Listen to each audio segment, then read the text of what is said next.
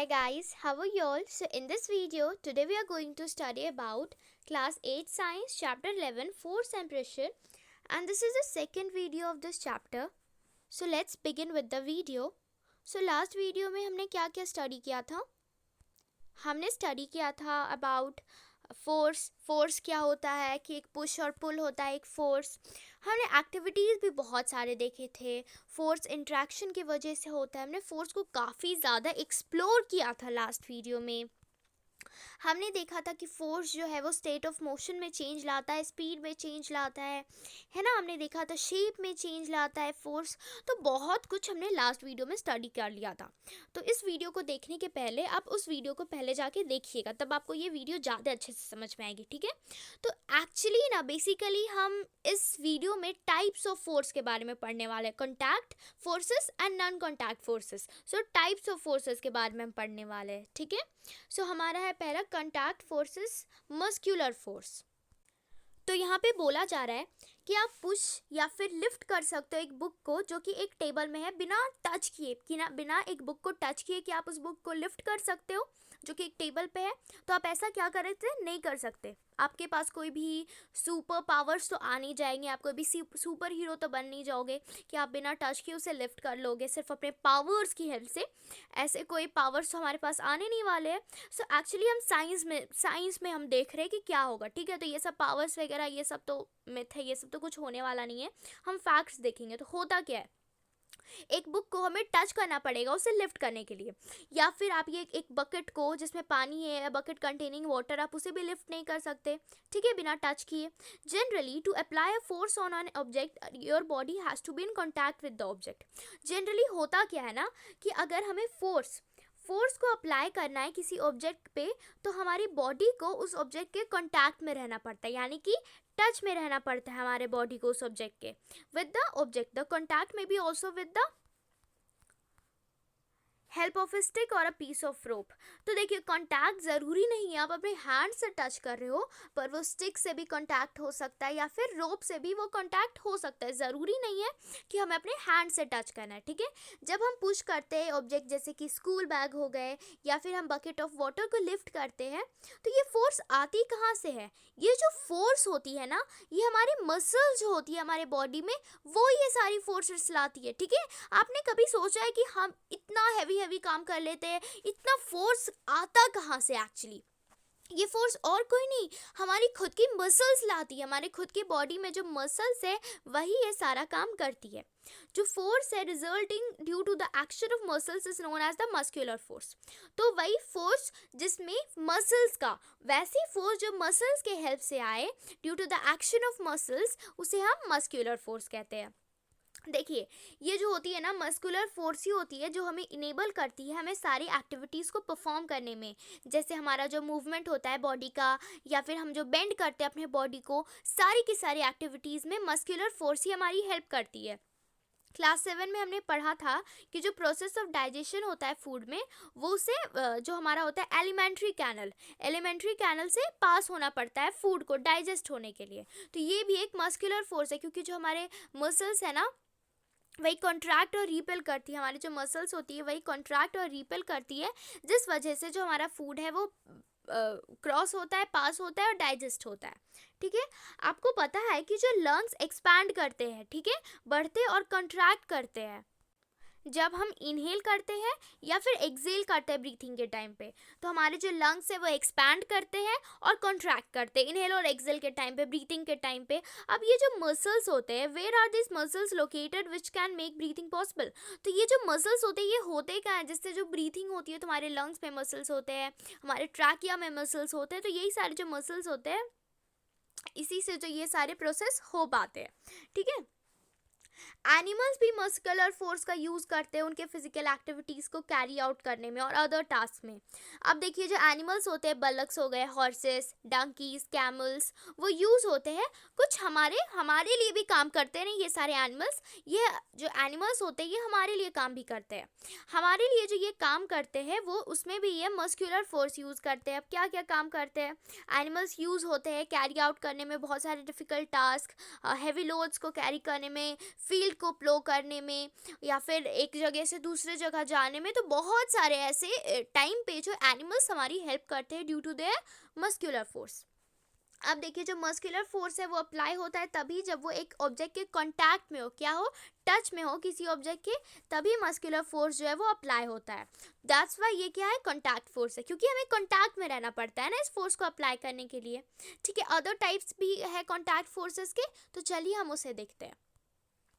तो ये है हमारा नेक्स्ट कांटेक्ट फोर्स, फ्रिक्शन।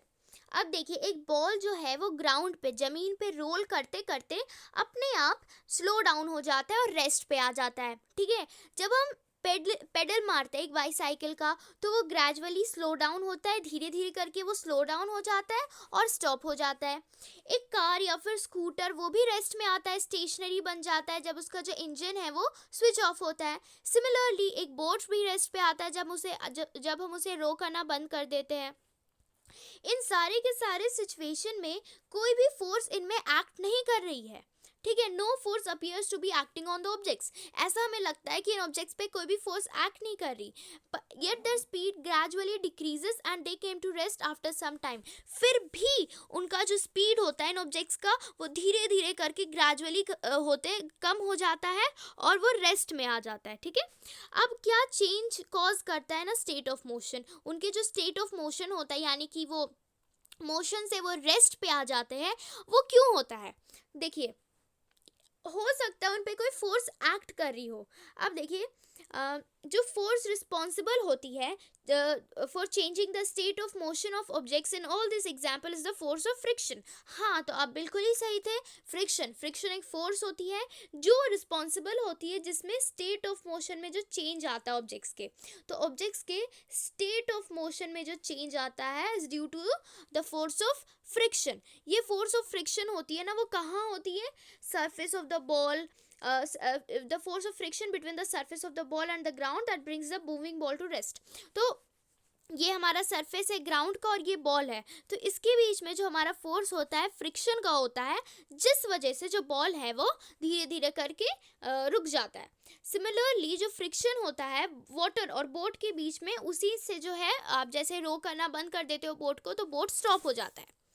जो फोर्स होता है ना फ्रिक्शन का, उसमें वो हमेशा एक्ट करता है सारे मूविंग ऑब्जेक्ट्स पे। ठीक है, किस पे, मूविंग ऑब्जेक्ट्स पे फोर्स ऑफ फ्रिक्शन एक्ट करता है और उसका जो डायरेक्शन है वो हमेशा अपोजिट होता है, यानी कि बॉल सपोज इस डायरेक्शन पे जा रही है तो फोर्स ऑफ फ्रिक्शन इस डायरेक्शन में जाएगा, तभी हमारा जो बॉल है वो स्टॉप हो जाएगा। लास्ट वीडियो में हमने एक्टिविटी देखी थी, जब हम यहाँ पे अपना हाथ रख देते हैं तो फोर्स क्या हो जाता है, हमारा बॉल जो होता है वो स्टॉप हो जाता है। क्यों, क्योंकि जो हम अपना जो फोर्स दे रहे थे वो अपोजिट डायरेक्शन में दे रहे थे। ठीक है, बॉल तो इस साइड से आ रहा था, पर जब हम अपोजिट डायरेक्शन में दे रहे थे, अपने हाथ को रख रहे थे एज ऑब्स्टेकल, तो क्या हो जा रहा था, बॉल क्या हो जा रहा था, स्टॉप हो जा रहा था। Similarly like that ball suppose इस डायरेक्शन से इधर जा रहा है और force of friction opposite direction पे काम करेगा, इसलिए जो कोई भी चीज़ होती है वो स्टॉप हो जाती है।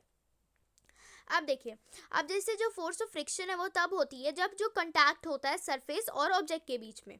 ठीक है, जब दो सरफेस के बीच में कांटेक्ट में होता है, जब दो सरफेस, तभी होता है फ्रिक्शन, फोर्स ऑफ फ्रिक्शन। तो ये भी एक कांटेक्ट फोर्स है। ठीक है, ये जो है हमारा फ्रिक्शन, इस पे तो हमारी एक पूरी चैप्टर है ना, चैप्टर 12 है ना, पूरी चैप्टर है, तो पूरी चैप्टर में हम इसे अच्छी तरह से समझेंगे।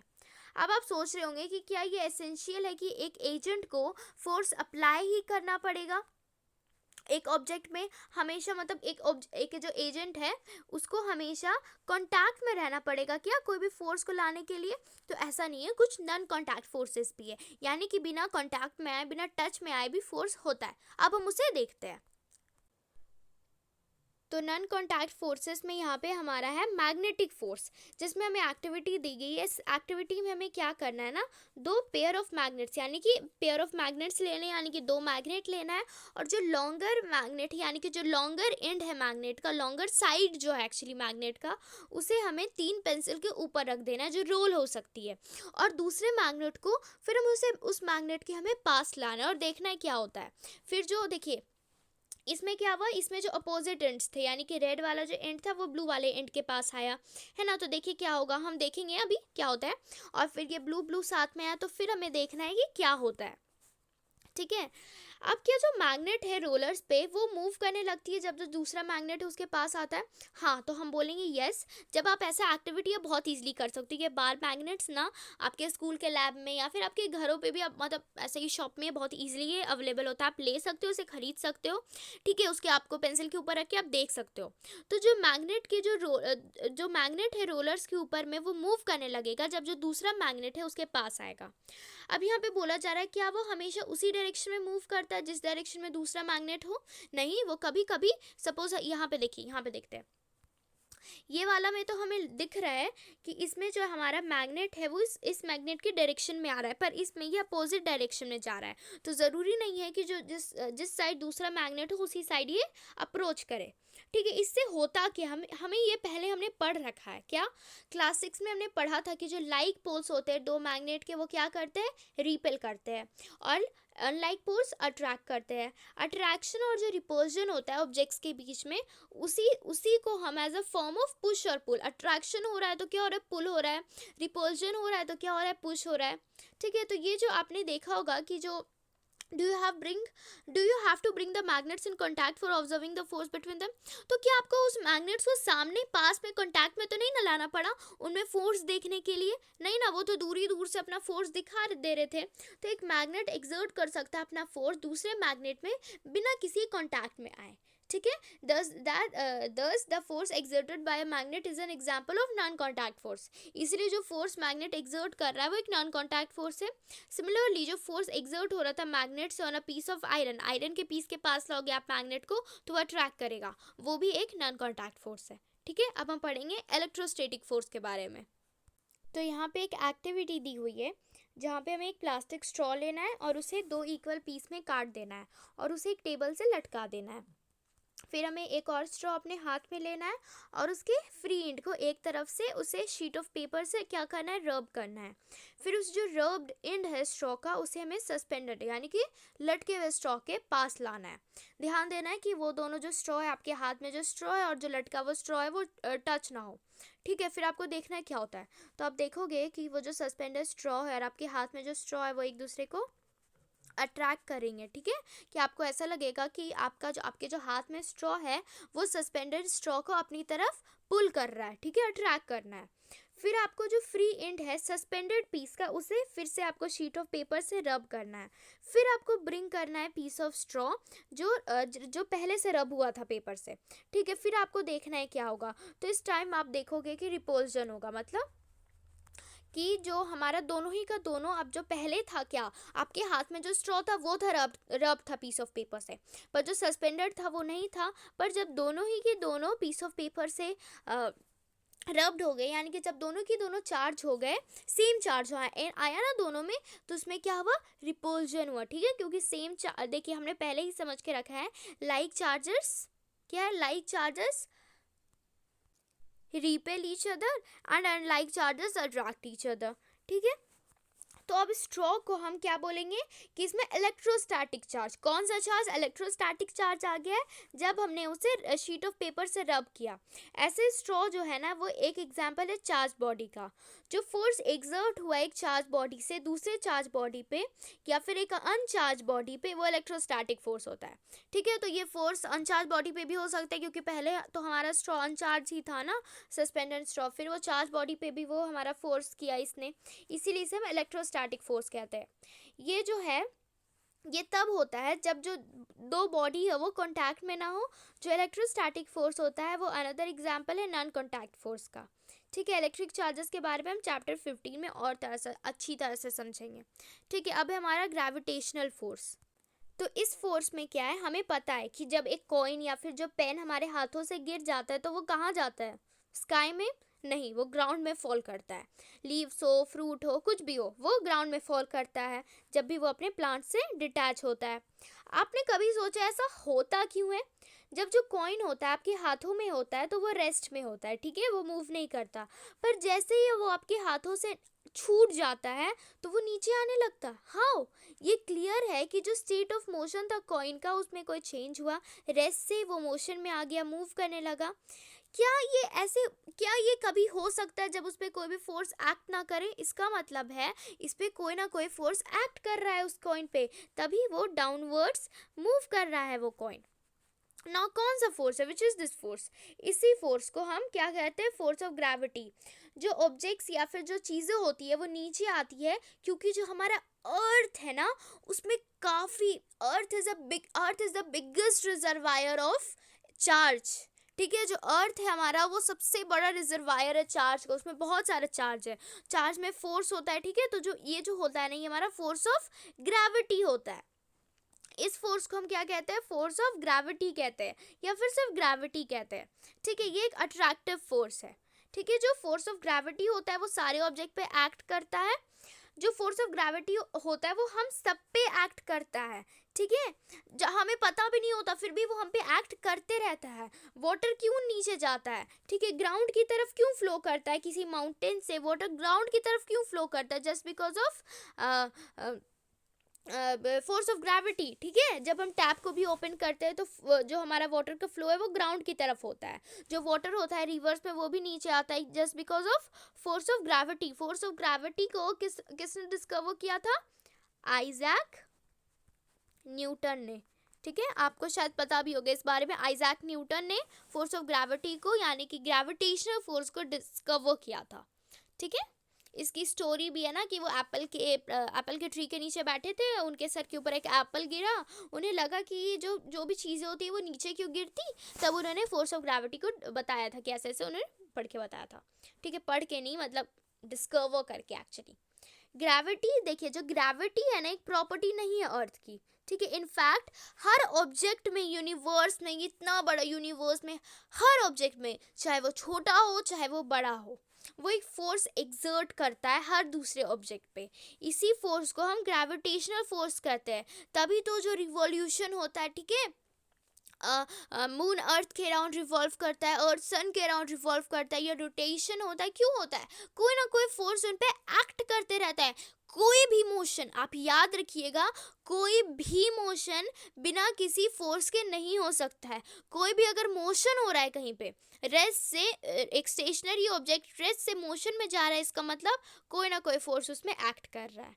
ठीक है, फोर्स का पूरा टॉपिक कंप्लीट। अब हम प्रेशर के बारे में डिस्कस करेंगे नेक्स्ट वीडियो में। ठीक है, तो टाइप्स ऑफ फोर्सेस की ये पूरी वीडियो थी, मैंने इसमें कुछ भी और नहीं बताया, सिर्फ टाइप्स ऑफ फोर्सेस के बारे में। अब ये मैं सेपरेट वीडियोस क्यों बना रही हूँ? ताकि आपको समझने में कोई भी प्रॉब्लम ना हो। ठीक है, या फिर अगर आपको एक पर्टिकुलर टॉपिक ना समझ में आया, सपोज आपको टाइप्स ऑफ फोर्स ना समझ में आया, तो आप इस पर्टिकुलर वीडियो को देखें, आपको ज़्यादा अपना टाइम बर्बाद करने की ज़रूरत नहीं है दूसरे वीडियो में। या तो अगर आपको प्रेशर नहीं समझ में आया तो सिर्फ आप प्रेशर वाला वीडियो देखिए। दैट्स वाई मैं पार्ट्स में वीडियो बनाती हूँ। ठीक है, so thank you for watching this video. Do recommend this video to your friends, to your relatives. Thank you so much.